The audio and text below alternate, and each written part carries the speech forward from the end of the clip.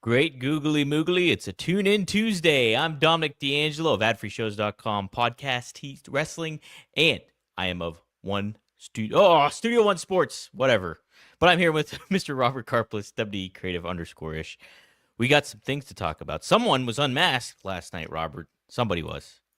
Yes, somebody was unmasked. It was as shocking as it was that Dom, A, screwed up the intro, B, his microphone sounds tremendously bad, and C, I hear my own echo from his side. What the So, heck is best going producer on? in wrestling podcast history.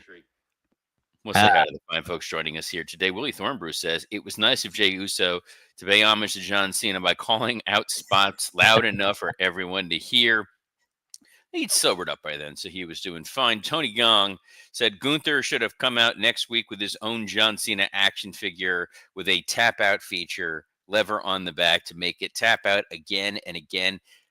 If there's a way for TKO to monetize that, they absolutely will. Wrestling Old Head says, good day, R&I. Raw was an episode of surprises that left me saying, oh. Mm-hmm. Mm-hmm. And Wrestling, as Cammy Star says, best intro in the podcast world. Nailed every time. No. Every damn time. Dre Owens lastly says, hello, R&I. Gunther is a savage after last night. There was only one takeaway I had during all of that Gunther stuff, and it was, will his car start? Because there was a lot of frost built up on that thing. And I was like, it's been a long time since I had lived in Connecticut and dealt with snow. But that looked like a situation where you probably would have wanted to have pre-warmed up that car. Absolutely. Like, I was more concerned with AJ Styles. He was just out there in a t-shirt hanging out. What was going on there? Because he's phenomenal. He has phenomenal body control. I guess so. Good circulation. Phenomenal circulation. And we're going to talk about would we say phenomenal episode of Raw? Because I would not. I would not either, Robert. I would not whatsoever. I was seeing a lot. I watched Raw this morning, so I was seeing a lot of the feedback online yet last night. And people were saying, oh man, what an effective Gunther promo. Like, this is why you had John Cena tap out. I kind of get it to an extent, but not really. So, first of all, what I found the most frustrating, and we are approaching on January 5th, it'll have been 1 year since the Netflix deal. Mm-hmm. The foot is so far off the gas for Monday Night Raw that it is becoming increasingly challenging to watch this show live. In the first hour, 2.5 things happened. Yeah. Gunther came out. I get letting the heat build and build and build. The entire segment was almost 22 minutes. And then there was only one match, which was the Usos versus the New Day. And that was the entire first hour of Monday Night Raw. And I'm not saying that it needs to be peek behind the curtain. The reason Dom did not watch Raw live last night was Dom was having a little party with Rob Van Dam, Vince Russo, and Violent J of the Insane Clown Posse. It was a good Was time. I invited? No. Were any of you invited? Did he promote it? No. Dom's got side hustles. You not on here. Because I absolutely would have shown up to be like, man, what you guys are doing in Juggalo Championship Wrestling is, I haven't seen it. Well, look, it's... But there was a point that I was getting to, and then you can go back to kowtowing to your boy Vince Russo. When Vince Russo and Vince McMahon were given, an hour of Raw, boy, they packed a lot into it. They maximized their minutes. I don't think last night's Raw maximized all of its minutes. I think Gunther went out there to soak up the boos, in part because I think there was nervousness on WWE's end as to whether the heat would rest on Gunther or it was still going to be residing on Hunter and the booking committee for the decisions that they made. Gunther came out. He said his one thing, that John Cena tapped like a bitch. And then he walked in the back, wallowing in his own crapulence, like Mr. Burns, where I thought for sure someone's either going to shoot him or his Vince McMahon style limo is going to explode. Man, what a perfect analogy that is. Yeah, but Robert. Oh, I'm not done yet, Tom. Before you did, because here's the question I'm going to ask you. There's a question I was going to ask you. All right. Gunther won a tournament, correct? Correct. Yes. Yes, he did. Did he defeat all of his opponents going into this John Cena match? Yes. Yes, he did. Did he beat John Cena clean? Correct. Yes, he did. Absolutely. Why did he get thrown out of the building? Because he gloated. Yet Bronson Reed murdered LA Knight last week. And they showed him while wandering in there like the giant ass armadillo he is. No ramifications, no repercussions, no nothing. But Gunther had the temerity to win a wrestling match, and the general manager of Raw, the guy who represents the brand that Gunther is on, that theoretically won the tournament and brought honor and prestige to Raw, threw Gunther out for going out there and stating correctly, John Cena tapped like a little bitch. That's what happened. What do you expect somebody like that to say? From a storyline standpoint, knowing who Gunther is, you think he's going to be like, great match, John Cena. And that was fun. It was just one of those things where when you take a step back logically and say, what was the point of this? You had 2 days to build to Gunther going out there. If it was Gunther savoring the booze, which felt a lot like when Roman beat The Undertaker at Mania, and he just stood in the ring and just soaked in the booze, and then just after like 5 minutes just said like, it's my house now, and left. Right. Great. This felt a little weird. It did, and it did not feel like a good follow-up, ultimately. Like, you're positioning Gunther to be this monster heel. Well, cool, but it just felt like stretched out too much. And then on top of it too, I don't think it necessarily hit home. I mean, you got the crowd reaction, but you're going to get that. I think WWE needed to really dot their I's and cross their T's, and they didn't do it with this. It was to get that moment of everybody hates Gunther, and AJ Styles is the guy who's going to stand up for John Cena's legacy, and he's going to face Gunther. And we know that AJ is the next guy on the docket for retirement. So I guess that's where we're going with this. I guess. Robert, does this reiterate all the more of your pitch that you made yesterday when it come to like Triple H taking the heat, making the heel turn, and turning that into something? I would have liked a direction. I would have liked something. I would have liked it to have been, Hunter going out there and congratulating Gunther on his win, on establishing this notion, not only that pro wrestling beats sports entertainment, but Triple H said again yesterday, it is the start of a new era. Yeah. And the very first match of this brand new era was the New Day versus the Usos, who they mentioned on commentary have wrestled on TV 44 times. Oh, my God. What a brand new era we are in. Yeah. I mean, you've set it up, meaning WWE, you set it up like, hey, this is the end of sports entertainment and the start of professional wrestling. Why not have Triple H come out there and say something like, yes, John Cena is gone and my era begins now. So does Gunther's. We're going to show you what it's really like.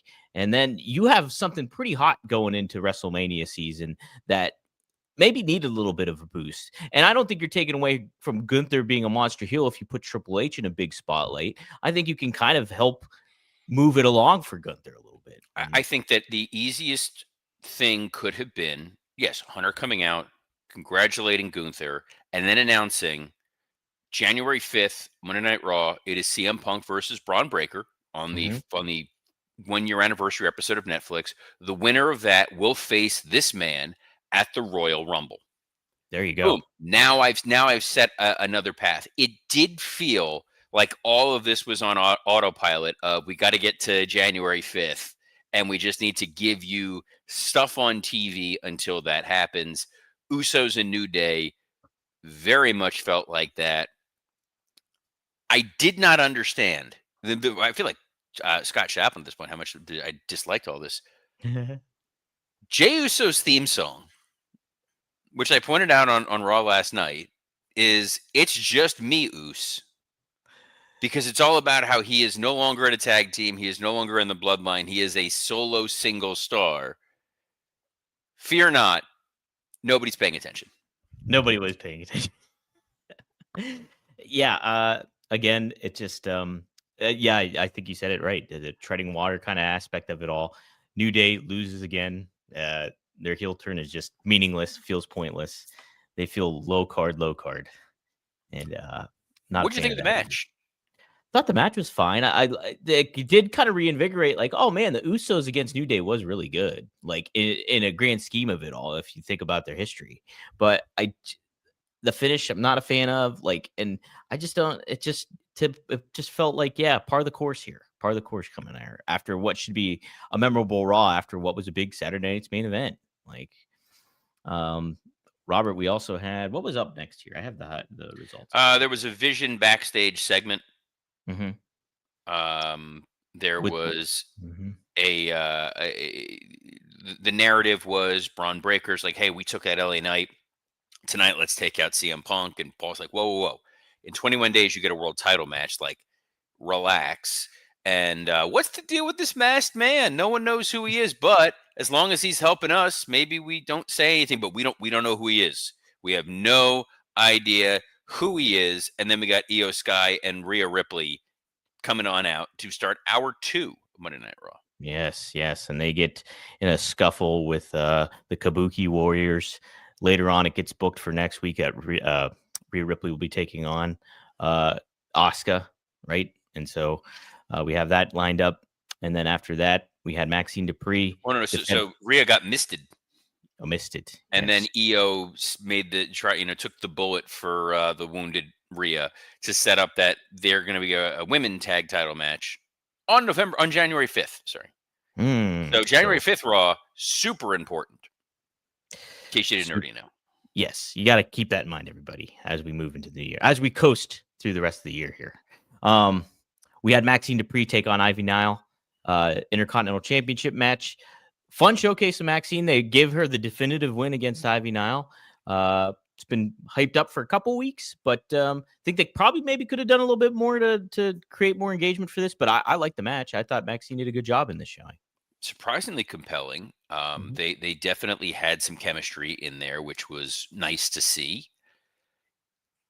This is totally fine. I think it's a strange match simply because we're coming off of Saturday night's main event where it was about, can the NXT stars hang with the people on the main roster? And the Maxine Dupree story has been, can the main roster star hang with other members of the main roster even though she already has a title? And they pointed out that she's been the Intercontinental Champion for 28 days. Yes. And has she even had a defense? I think this is her first one. Aside, she didn't get a rematch with? No, she didn't do a rematch with Becky. Didn't do a rematch with Becky. Right. This may have been her first match. This was her first match, I think. It went totally fine. People in the comment section, Wrestling Ahead, pointing out that Ivy looks like buff Kristen Chenoweth, and that Maxine looks like Christy Swanson as Buffy. Oh my! Wow, that's a good. Yeah, I could see that. I could see both those. You did mention the NXT stars. They did do a little showcase package for all of them that were on Saturday night's main event. Obafemi, Sol Ruka, and I believe Jovan Evans too as well. What I like that, Robert. I like that they kind of gave you the little reminder that, hey, don't forget about these people that were just on. Yeah, look, it was nice to see El Grande Americano and Los Grande Americanos back on TV. I certainly missed all them, and yeah, Jovan and whoever that masked man is. Just don't know. Be fun to see them go at it. Then we got a CM Punk promo. I like this promo. I thought it was great. What a great response for Braun. It's slowly building up to be like a really good feud. I think I'm looking forward to see how they kind of react the next week coming up here. But yeah, I liked what Punk had to say a lot. It had some very fun and kind of edgy CM Punkish things to say about the Steiner brothers, Steiner math. So I really like this one, Robert. So the only thing about calling out the Steiners and the Steiner math thing is there's no payoff for that. Mm-hmm. And fans do like the Steiners. I think it's fine though. I do. It's fine. It's just it's kind of like, I'm going to make fun of Rick and Scott Steiner. It's like, all right, but you can making fun of Braun Breaker makes sense. Getting pissed that they invoked his wife's name makes sense. Pointing out that Paul Heyman keeps finding the next whatever thing, and he's like, I'll knock him down like I have the others in the past, and if I had a dime for every time I did it, I would have all these done. It's fine. It's the idea of we want the old CM Punk it's like the third or fourth time I think we've invoked bringing back the old CM Punk. Um, it was okay. It's good. I feel like they're kind of saving the good stuff if we wind up doing Braun Breaker and CM Punk in some full throated fashion at WrestleMania. Yeah, Punk kind of hinted at some of that stuff too. Like, you may have the balls to be able to do this, but you don't have the heart. So I could see them definitely like punting basically on January 5th in some form or fashion with having some interference or whatever, and then playing the long game with this feud, which I'm kind of okay with. I think you can make it certainly fun. And man, but this kind of did remind me too, just like once Punk is kind of done with the in-ring career, he's got to take over that dusty role of doing promo classes, I think, for the talent there. Oh, absolutely. I think that it's so strange that it's going to ultimately be Sean or Punk running NXT. Right. And it's look, it's not a it's a pretty thankless role in some instances. Number one, you have to live in Orlando, Yep. which I know has been a reason why some folks I've spoken to have chosen not to go work as trainers or coaches at the performance center. Like it's an adjustment in life. You have to move to Central Florida. Um, the second is it's a little frustrating. There's guys at different levels and they're going to listen at different different speeds. There are folks that I worked with who are some of the best wrestlers of all time who could not coach. Oh yeah. Ricky Steamboat comes to mind as someone who we had him as an agent. It was one of those things where it's like, I just can't tell you how I'm able to do what it is that I'm able to do. Well, Michael Jordan's known for that. He was great. Jordan's Obviously, kind of a dick.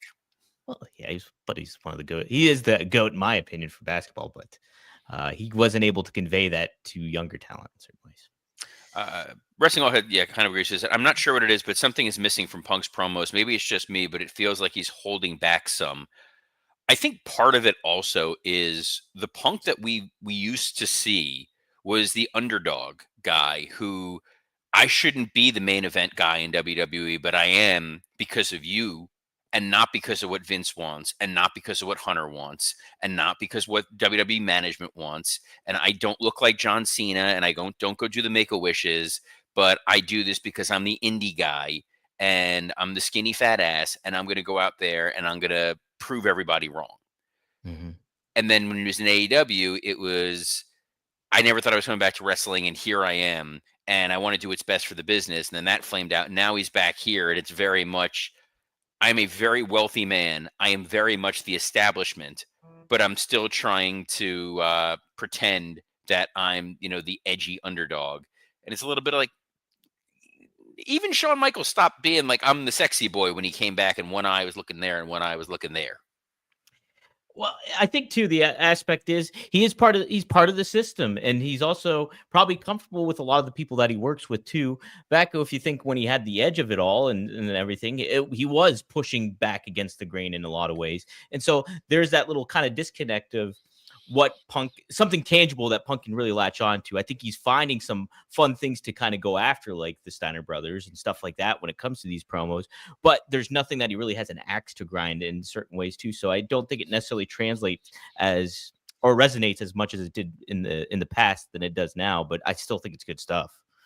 Robert, up next we had, what was it? Stephanie Vaquer versus Raquel Rodriguez. Yes. Did you like this match, Robert? Besides the finish. I was going to say, you're asking me in a situation where Nikki Bella is now still with. I assume last week they just like killed Nikki Bella off. I was like, okay, yeah, that's what I thought. This just felt like a match. It was fine. It was not particularly exciting. I don't think that they've done Stephanie Vaquer any favors during this world title run. There's probably better people she could be working with. This is just kind of there. It's like, let's get to her versus Liv, where I think the audience is actually going to be engaged. There's no emotional connection to Stephanie Vaquer. Mm-hmm. And there's been emotional connections with obviously with Rhea. We saw it with Lyra Valkyria. The crowd got behind Lyra. The crowd kind of got behind Maxine. They are not behind Stephanie Vaquer.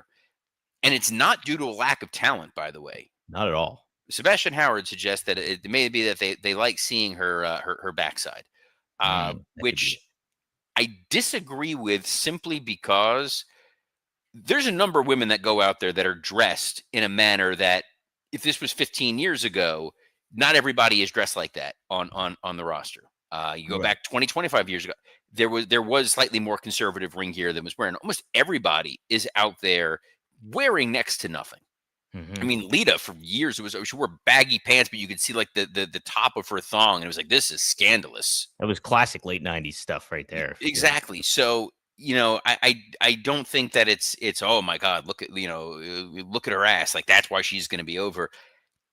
That worked for Stacy Keebler. I was there during that era. Like that was simple enough. Yes. We did it with Melina. In 2025, it's like we've seen that in the same way we've seen big tall guys. So just putting a big tall guy out there isn't a unique attraction. No, I just don't think that the WWE's necessarily done their due diligence and put her in the right light throughout this title run. I think that's more of the issue They than rushed anything it. else. You They know what it rushed it. feels like? It feels like when Gail Kim first debuted in WWE and they immediately put the world title on her. It's like, well, there's nowhere else to go. Hmm. And if Stephanie was an undeniable talent, and in a lot of ways she is, then yeah, her quick ascent to being world champion, sure, it feels like she should have been the women's intercontinental champion.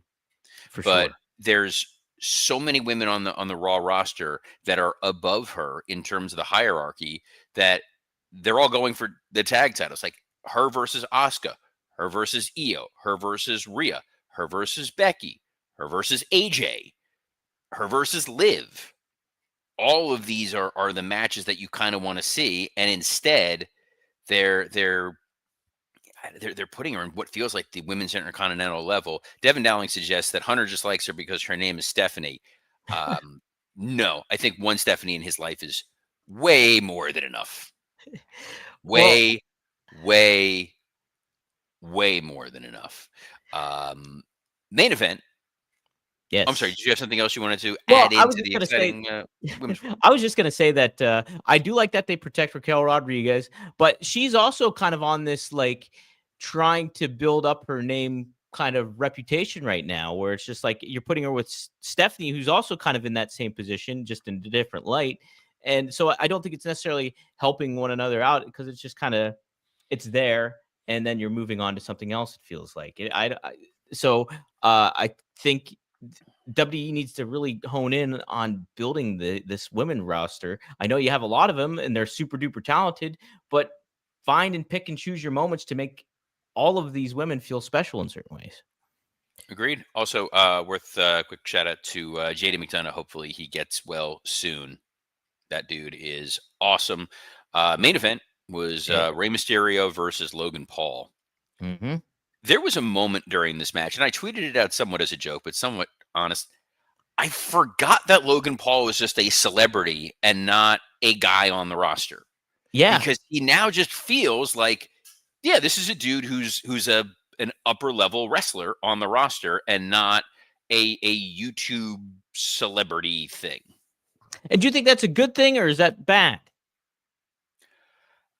I don't mind it because his whole shtick had been, all these guys that are come in here that are celebrities that want to play Jelly Roll or Bad Bunny or Travis Scott. Like I am here week in week out and I can hang. And it didn't feel like, oh man, this is a good Rey Mysterio match where he's working with a celebrity. I felt like this is a solid Rey Mysterio match with a Yeah. good story. He feels like that Logan belongs as part of the vision.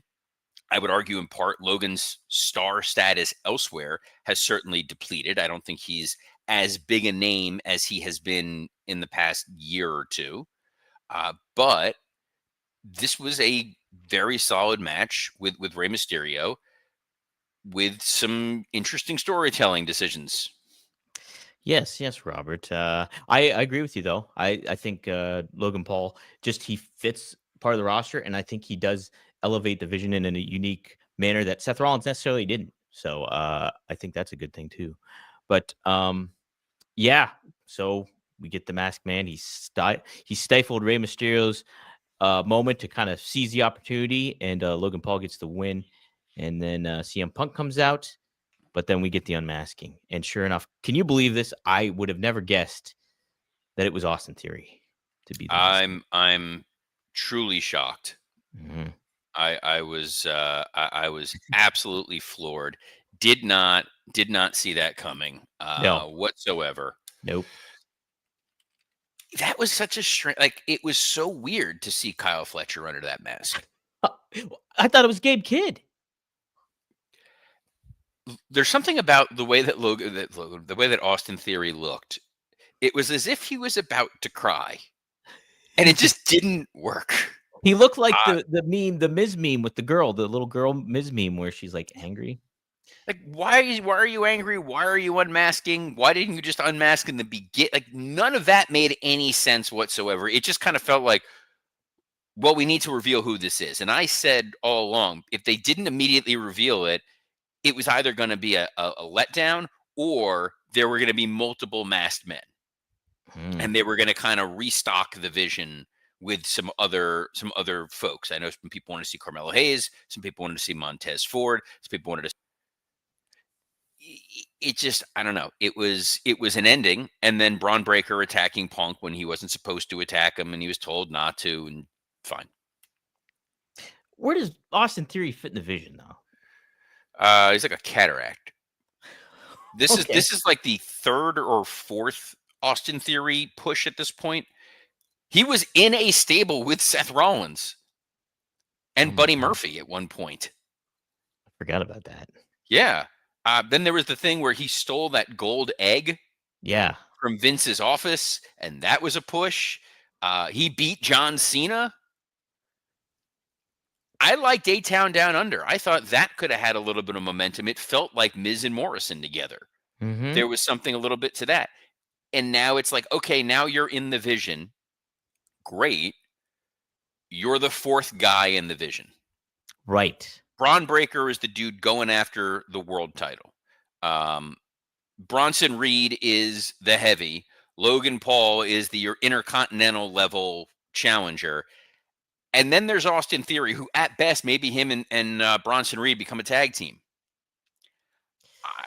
I don't know. I don't know either. I don't know. It just felt like, hey, let's do something to make War Games exciting. Now what do we do after the fact? Yeah. So we'll see what lies in store for Austin Theory, who, was the chosen one. And nothing ever goes wrong when you're labeled as the chosen one by Vince McMahon. Is there anything else, or are we good on the? I haven't looked at the run. Well, we had the Foley a little. Stuff. Yeah. Do we want to cover? We can wait till tomorrow for that if you want. We can touch on it briefly. Okay. So go ahead. You tee it up, man. You are the captain of the ship. Right. So Mick Foley posted this morning, made the announcement that he'll be leaving WWE after his contract expires in June. His Legends deal expires in June, for the reason that their involvement and ties to Donald Trump, President Donald Trump, WWE Hall of Famer. He thinks that they get a little too close and they're coddle a little bit too much, is what I believe he said in his statement here. And he also added to that he does not like what Trump had to say about the late Rob Reiner, who tragically was allegedly murdered by his son, and his wife was too.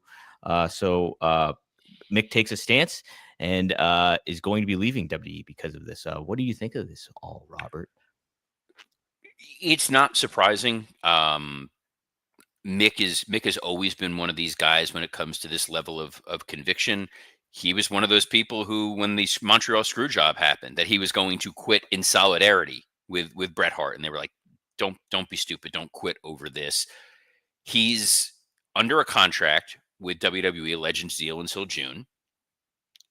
It's kind of the put your money where your mouth is. He felt what Donald Trump had to say, the reprehensible comments he made about Rob Reiner, for him was this is a bridge too far, even for Mick, who's like, yeah, this company has been so intertwined with Donald Trump for so long. This was the straw that broke his back, and rather than just complaining about it and saying this is awful, but I'm going to still take, draw a paycheck and take money, it's I'm gonna sever ties and I'm gonna go. That's who he is. People are going to say whatever they're going to want to say about it, but Mick is making what he feels is the best decision for him. And at the same time, I think it's an easier decision to make given that he does have other paths for revenue. Mick still does his comedy shows. He's still able to go do meet and greet appearances as Mick Foley, which is what people would necessarily want to see. So it's not quite the financial gamble as others might, but it's a symbolic move on his part and a symbolic move on your part.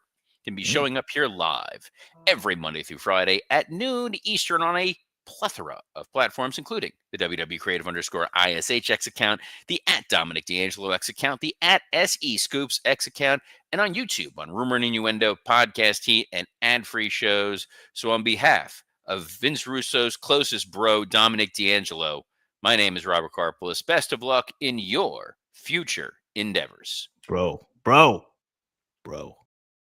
Shh.